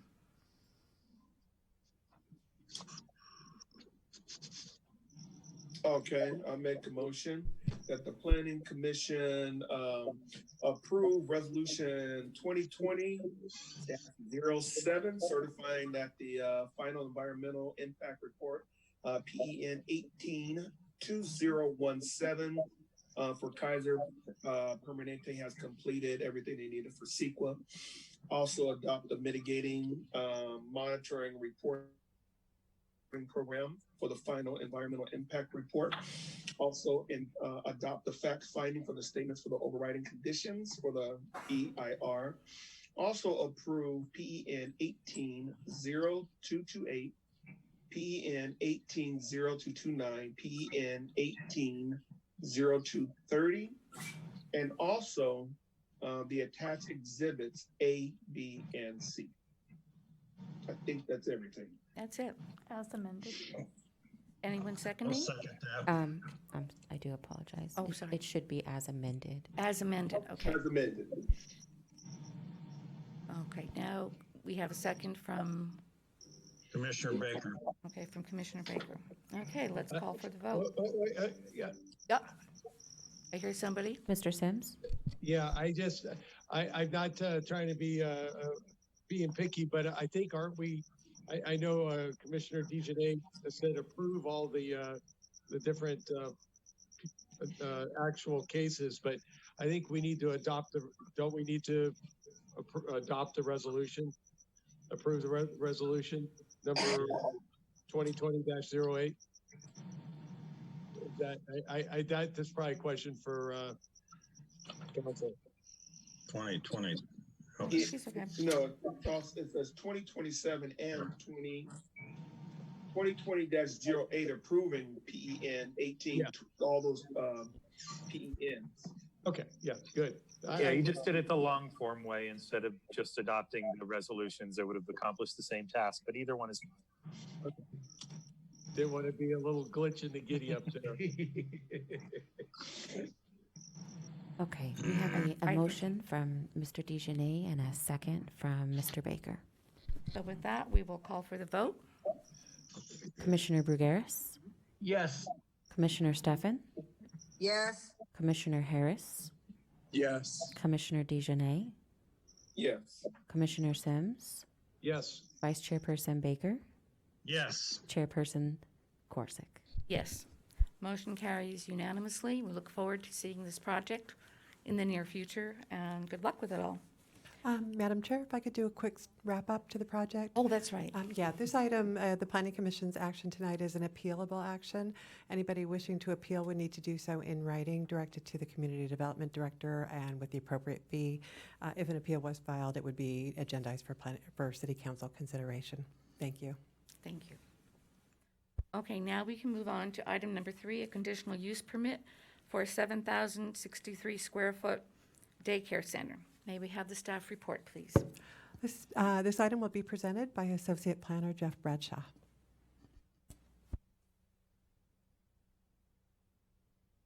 Thank you. I'm just waiting for the slides to come up.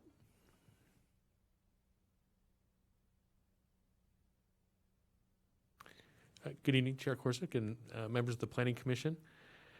The Applicant Family Service Association is seeking approval of a conditional use permit for a daycare center to be operated in an existing building. This building was originally constructed for use as a daycare center. KinderCare Learning Center occupied that building from 1987 to 2012, and this former daycare center has remained vacant since that date. Next slide, please. The project site is located at the southeast corner of Ironwood Avenue and Kilgore Street in in an area that's surrounded, or established rather, with residential development with existing homes. Next slide, please.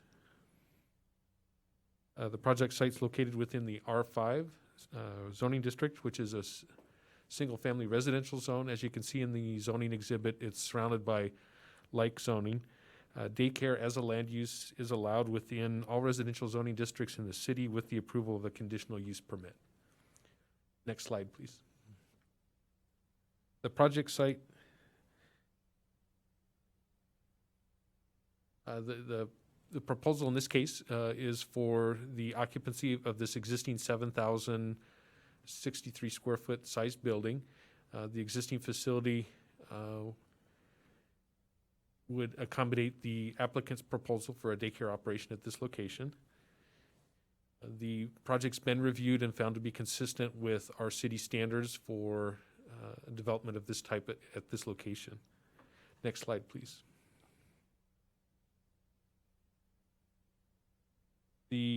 As I stated, the project, as it's been designed and conditioned, complies with our city's municipal code. The project is been determined to be categorically exempt from the California Environmental Quality Act, as it satisfies the qualifying requirements for a Class 1 existing facilities exemption. Staff then recommends that the Planning Commission approve resolution number 2020-17, certifying that the project is categorically exempt from the California Environmental Quality Act, and approving conditional use permit Pen 19-0122, subject to the conditions of approval. This concludes my presentation, and I would be prepared to answer any questions that you might have. Also, the applicant is with us this evening as well. Thank you. Are there any commissioners' questions for staff? Commissioner Brugueras? This is Jeff.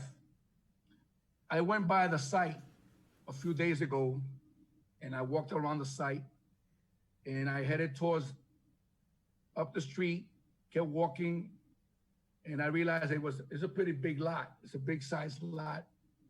And I kept walking, and I went all the way to the masonry wall. And there's a home right next to it. And I seen the husband, cutting grass, and all of a sudden I heard a woman's voice coming out of the garage, telling me that she had a beef with the project a little bit. And I asked her, what was her beef with the project? And she mentioned that in the past, when it was operating, the basketball court that's up against the wall was going into her property. So she was wondering, can we build the wall taller from the back to the front? Because at that time, the kids used to climb the wall. But when I look at the staff report, I don't think a 5-year-old is going to climb a wall. So this is a whole different plan. But my question, because I was going to ask in behalf of the resident that lives right next door, can the wall go up as high as the back, over 6 feet?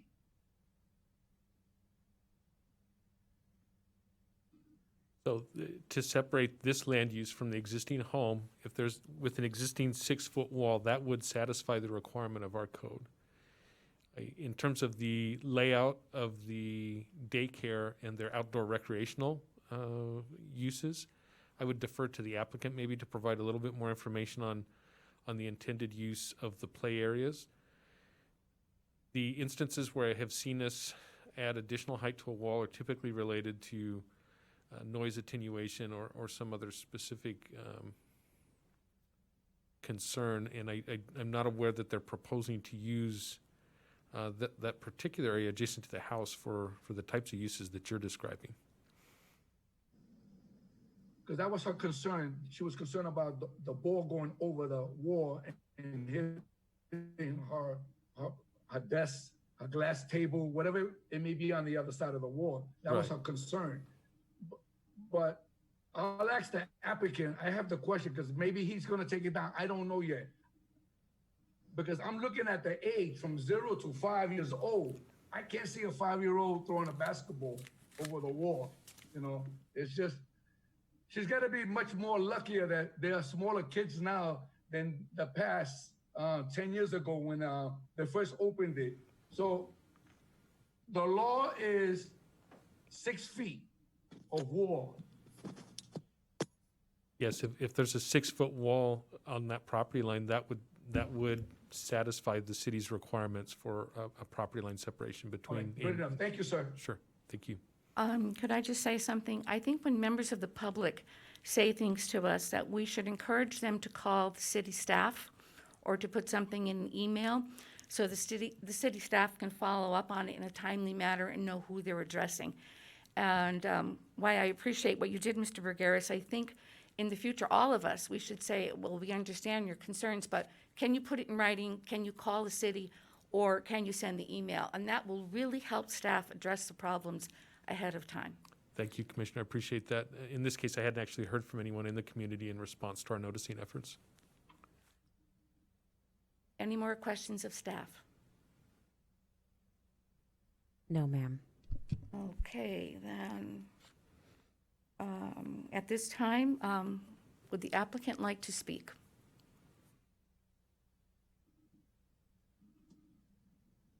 Your microphone's unmuted, sir. You can go ahead.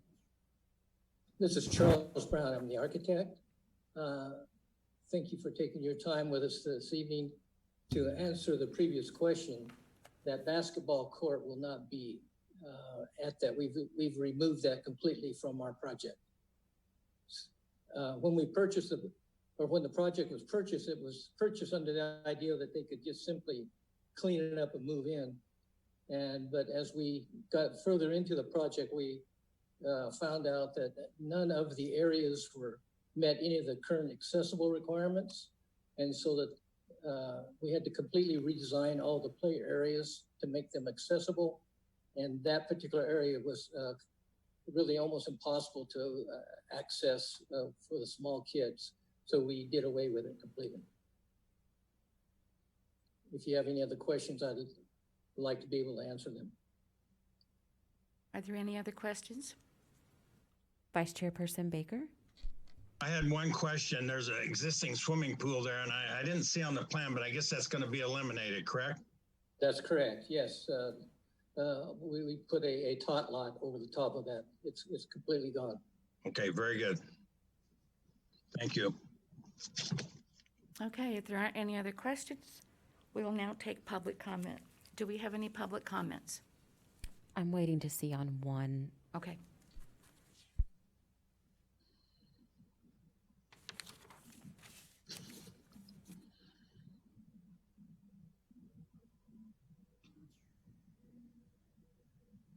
No, ma'am. No public comments. Okay, so we'll close the public portion of the meeting. At this time, we'll move on to deliberations. Oh, wait, do we have a question? No. So do we have any deliberations from the commission? I can start off by saying I drove by the site, and it's hard to imagine that that's been abandoned for that long because it actually looked like it was in pretty good shape. I like this project for that neighborhood because it's going to offer people of limited income an opportunity for good daycare. And that's something we're always looking for in our communities because we know how expensive daycare is. And Family Services does run some really, really nice programs.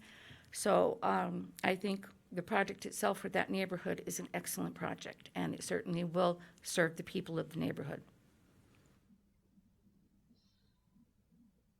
Anyone else? I want to thank yes, Commissioner Burgess. I want to thank the developer for answering my question about the basketball court. I'm glad you're removing it. You know, I can't see, once again, a 5-year-old, a 3-year-old playing basketball. So I'm glad you're removing that.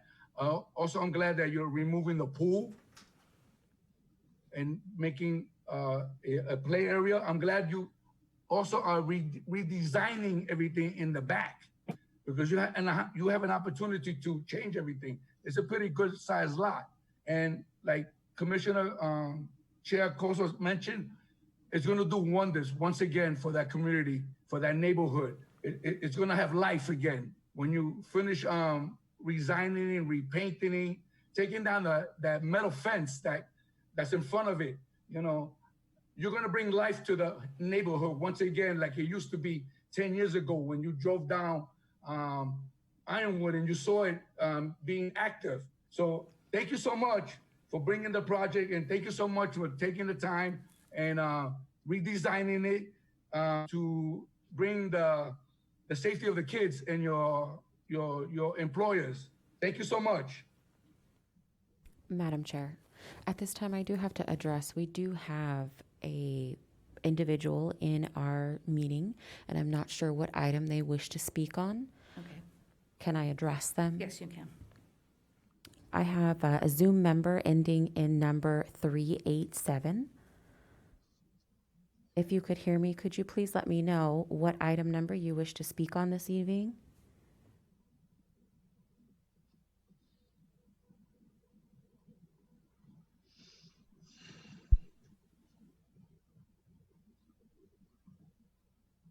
At this time, I'm going to say that they don't have to speak on this item. Okay. Thank you. Okay, are there any more deliberations, any more comments from the commissioners? Commissioner Stefan? Just a moment, Commissioner Stefan. Okay. Yes, I have a question for the developer.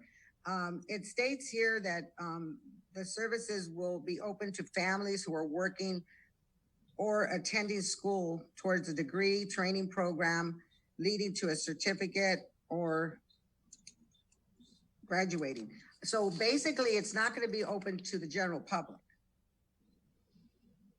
It'll be strictly opened up to people that are attending school of some type, whether it be a certificate program or whether it be higher education, any type like that, and assist them if they don't have the means to put their child in a daycare.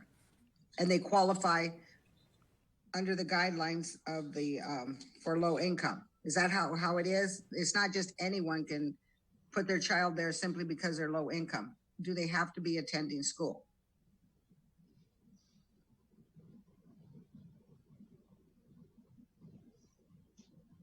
Anyone have an answer?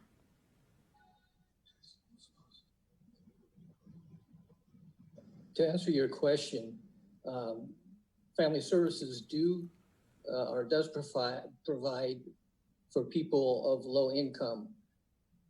They have anybody that meets their low income requirement, not just anybody that's just going to school. It's across the board. And I also believe that anybody can bring their child to the preschool. Okay, well, it just states that on page 261, it says that services to families who are working or attending school and working towards a degree or in training programs leading to a certificate. So I kind of got misled with that. Charlie, I can try to answer that question. Thank you. Good evening, commissioners, city staff, and members of the public. My name is Bill Brown. I'm the administrator of Family Service overseeing this project. Thank you for hearing us tonight. I just wanted to elaborate on that Family Service has been in operation since 1953. This particular project will be our fourth child care center in the city, and it is proposed to have 120 children. Many of our child care centers are sponsored and supplemented by the state of California. This one is proposed to be a site that would receive funds from the state of California. And because of that reason, we are required to meet certain income requirements. For this particular site, most of the people using the services will be low income or be income qualified because they are attending school, or they have a job and a family structure that provides them the income level that they would receive the subsidy from the state of California. However, all of our sites are able to take full pay customers if someone wants to pay the full rate at any one of our child care centers. So this particular site would be able to accept full pay customers if someone wanted to not be subsidized by the state of California. That paragraph just threw me off because I thought it was strictly for people attending maybe the RCC or Moreno Valley College. And I know how it operates because I've had people that I've known that have kids all through the city in the low income program, the first 5. There's one off of Sunnymead Boulevard. There's a few. So, okay, I just wanted clarification on that. I was kind of like, I know that they have to be income sensitive. And then, like you said, some people could just pay the rate if they want to put their child in daycare like this. Okay, that was my question. Commissioner DeJournette? Because or a lot of the funds are coming from the state of California, and that the initial design is for families of low income. The application process for to determine whether or not they're low income, does that go through the daycare, or is that something that is encompassing with the state of California Family Services or something like that that makes that determination for low income? When someone comes in to apply to place their child in our centers, they are asked if they would like to be subsidized by the state of California. And we income certify them, and then we are audited by the state of California to make sure that we follow the guidelines. So we certify their documents and their income based on state guidelines, and then that's how we set the rate that they pay. And the reason why I asked if there was some type of, some type of state regulation, in that, and I'm not saying that sometimes you get an individual that comes in and they apply as themselves, and their income by themselves will qualify them as low income. However, cohabitating with somebody else that makes a lot of money, they don't include that income. They take advantage of programs like this. Subsequently, people that do need it can get put out by someone that doesn't necessarily need it because of no strict guidelines or proof of income, or through some type of state regulation that says, hey, you have to follow these guidelines to do it. Where I can only be making $10,000 a year, but my spouse could be making $100,000 a year if I just, or my significant other as a cohabitant, and I can just come in and apply for it, get this great service, and knock somebody else out. So I was wondering if there's, like I said, if there's some other state regulation or some type of checks and balances that. So I can tell you that we don't make it a practice to actually visit the homes and audit what's going on there. But as part of the application process, the parents or guardians are required to certify that the information on the application is true and correct. If at any point we discover that they are not telling the truth about the application, it can be pursued by the state of California to get every bit of the subsidy back from those folks. Right. Thank you.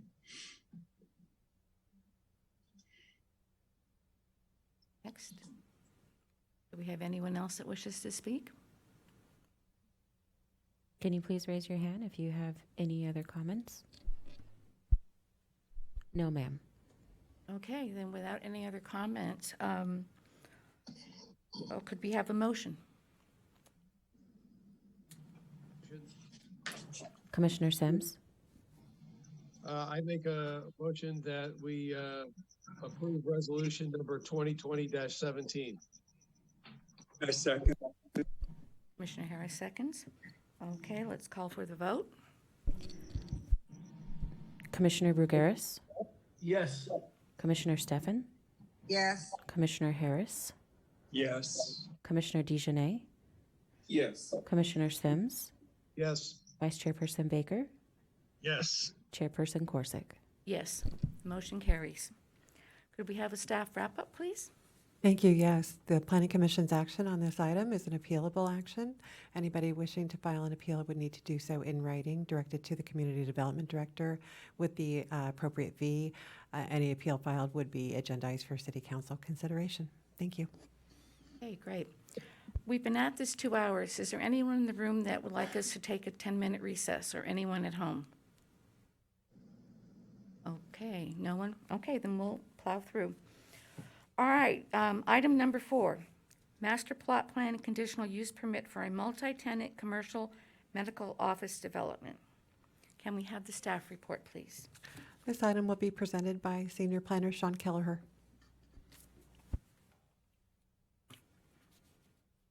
Well, I'm going to get started. Thank you, Honorable Chair and Commissioners. Sean Kelleher, Senior Planner. The project before you this evening is a plot plan for a 9,900 square foot multi-tenant commercial medical office building development and a conditional use permit for a retail cannabis dispensary, Mindfulness. Next slide, please. The project site is located on the south side of Sunnymead Boulevard between Heacock Street and Back Way. Next slide. And is located within the Village Specific Plan SP 204 Village Commercial Residential District. The proposed retail and medical office uses are permitted, and the cannabis dispensary is a conditionally permitted use within this district. Next slide, please.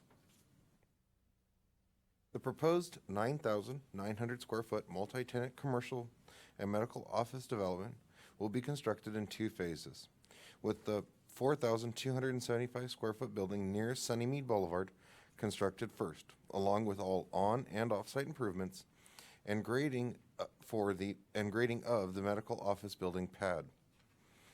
The medical office building pad will be constructed on its own in a second phase. A condition of approval has been placed on the project requiring the applicant to hydroseed the vacant medical office pad with a native plant mix as part of phase 1.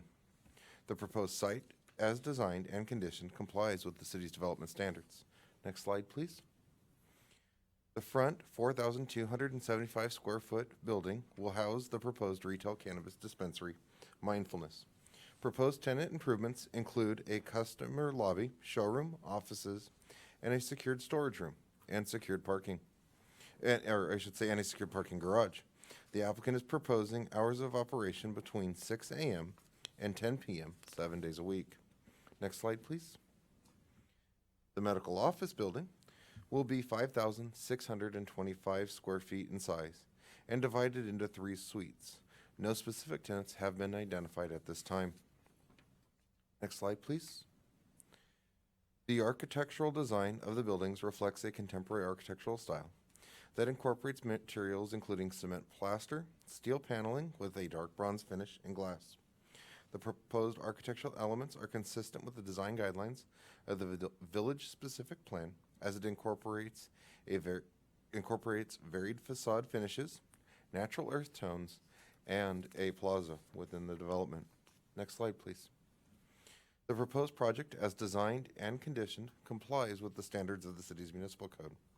Therefore, staff recommends the Planning Commission approve resolution numbers 2020-14 and 2020-15, certifying that the project is categorically exempt from the California Environmental Quality Act, and approve planning cases PEN 19-0067 and PEN 19-066, subject to the conditions of approval. This concludes staff's presentation. The applicant and staff are available for any questions. Thank you. Thank you, Sean. Are there any commissioners' questions for staff at this point? No questions? Okay. I am so sorry, Madam Chair. Commissioner Brugueras. Sean, the medical building that they're going to propose to build on this parcel, is that a medical marijuana facility, or is that separate? Separate medical offices completely? Dentist? They're intended to be separate medical office. There is not a specific tenant for it at this point, but they are intended to be medical offices of some sort. They will not have any cannabis-related activities within them. That will be specifically building one alone. They've also shown us some other concepts where there may be some retail components within these buildings as well, and they've been parked to accommodate either. Great, because I'm reading the federal and state law that Jerry Brown signed in 2017, mentioning medical and adult use cannabis. And I wanted to make sure that was separate, that we're not endorsing medical marijuana, medical clinic or anything like that in the city of Moreno Valley. No, there is no discussion of that as part of this application. Okay, great. Thank you, sir. Any other questions from the commissioners? No, ma'am. Okay. Would the applicant like to speak? Yes, good evening.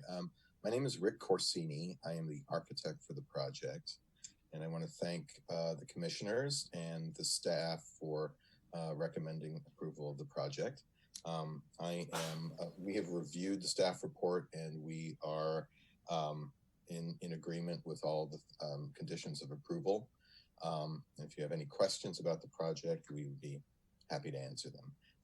My clients are also here on this meeting here.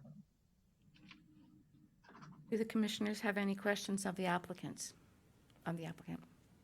I do, ma'am, Commissioner. Commissioner We're Burgess? going to have two separate buildings, one for the dispensary and one for the medical office. I'm looking at your plans right now. Yes, that is correct. Okay. They're two separate buildings, no commingling of any sorts. Okay, all righty. And the dispensary, the dispensary is going to be up front first? Yes. Okay. Okay, according to the plans that I'm looking at. Okay, great. Thank you. Thank you very much. Appreciate it, Commissioner Vergara. Anyone else? No, ma'am.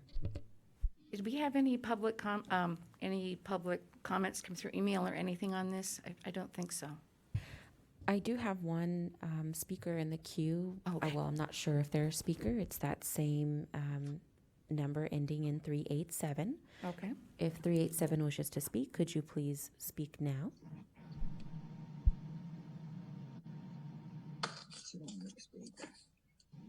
Once again, that's phone number with area code 951 ending in 387. If you're on the phone, I believe you're the only caller on the phone. If you're on the phone listening in, wishing to speak, please go ahead now. This is your opportunity.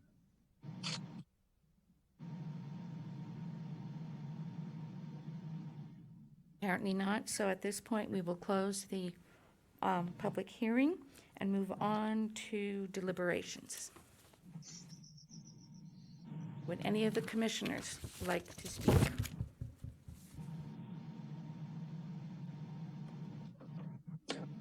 Go down the line. That's a good idea. Commissioner Brugueras?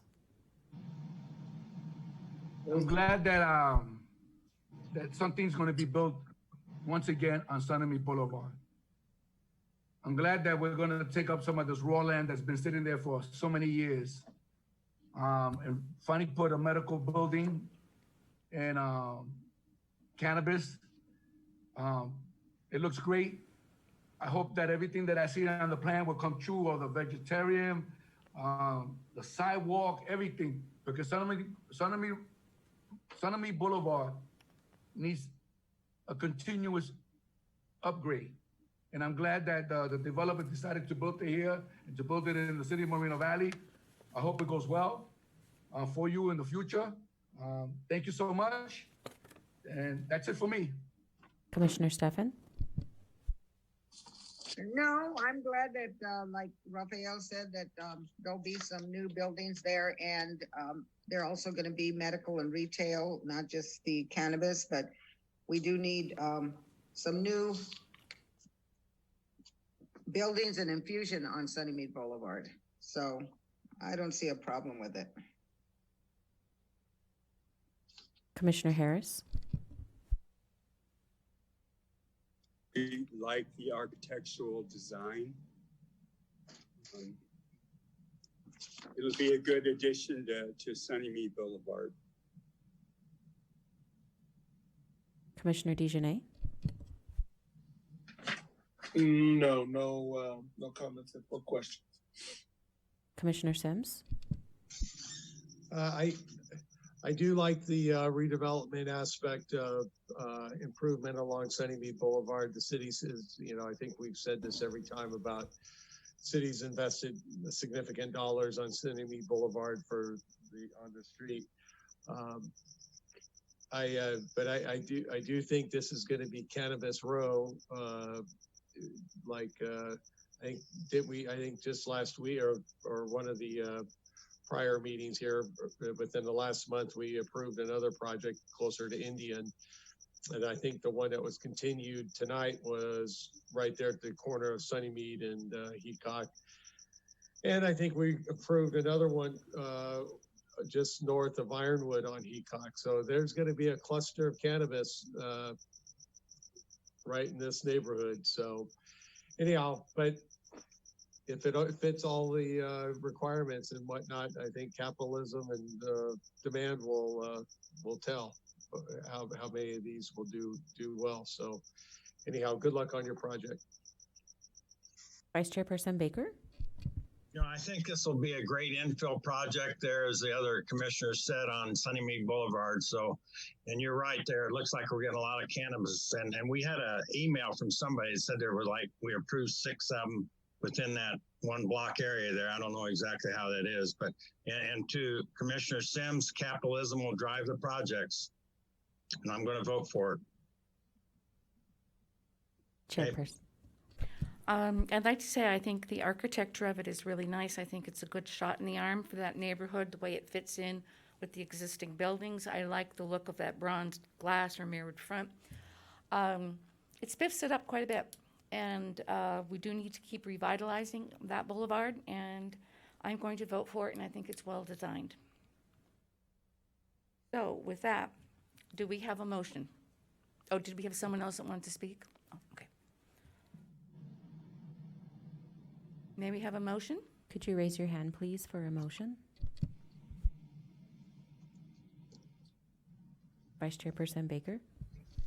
Hey, I move that we approve resolution 2020-14 and thereby certify that master plot plan PEN 19-0067 is categorically exempt from the provisions of the California Environmental Quality Act as a Class 2 exemption, CEQA guidelines, section 15332 as an infill development project, and then also approve PN 19-0067, which is a master plot plan based on the findings contained in this resolution and subject to the conditions of approval is attached in Exhibit A. Also approve resolution 2020-15 and thereby certify that the conditional use permit PEN 19-0067 is categorically exempt from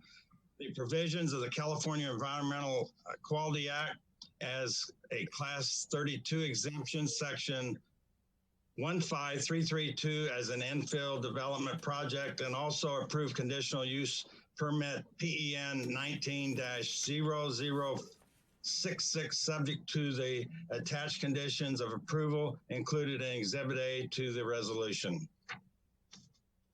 Okay, maybe have a second? Commissioner Brugueras? Okay, seconded by Commissioner I'll Bruguera. I believe. Okay. He had his hand raised. Okay, so Commissioner Brugueras beat you to the punch. All right, let's have a call for the vote, please. Commissioner Brugueras? Yes. Commissioner Stefan? Yes. Commissioner Harris? Yes. Commissioner DeJournette? Yes. Commissioner Sims? Yes. Vice Chairperson Baker? Yes. Chairperson Corsick? Yes. Motion carried unanimously. Could we please have a staff wrap-up? Planning Commission's action on this item is appealable. Anybody wishing to appeal would need to do so in writing, directed towards the Community Development Director and with the appropriate filing fee. If an appeal was filed, it would be agendized for City Council consideration. Thank you. Thank you. The next item on the agenda is other commission business. At this time, we have no items. And next item is staff comments. Do we have any staff comments at this time? No staff comments. Thank you.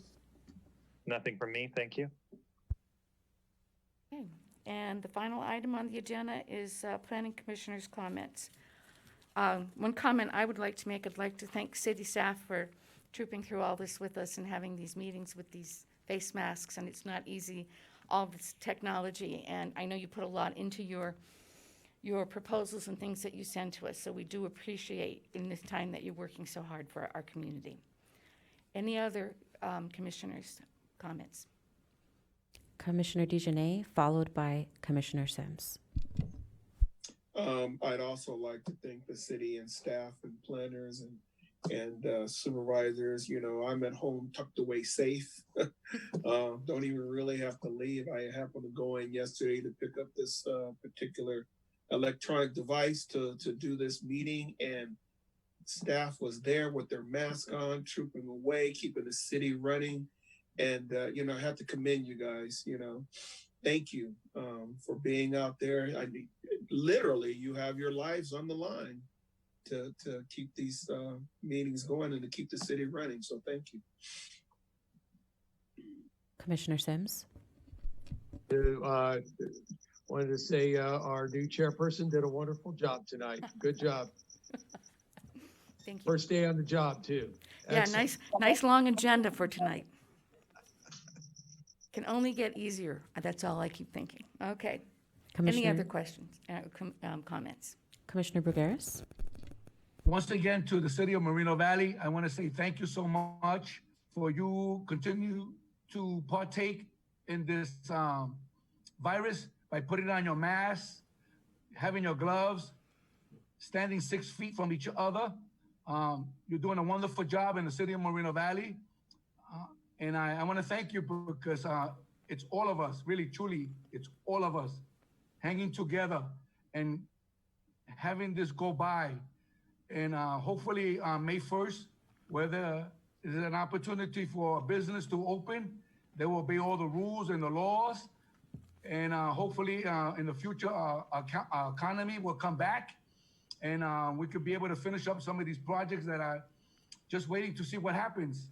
You know, my prayers go out to all the fire department, police, doctors, nurses, the person that goes to the hospital, to a building, even to cleaning and mopping for us. You are my hero. Thank you so much. God bless. Anyone else? No, ma'am. Okay. At this time, the Planning Commission is adjourned at 9:13 to our next regular meeting of May 14th, 2020. Thank you all for participating, and thank you for the public that's also listening in to what we're working on. Good night. Good night.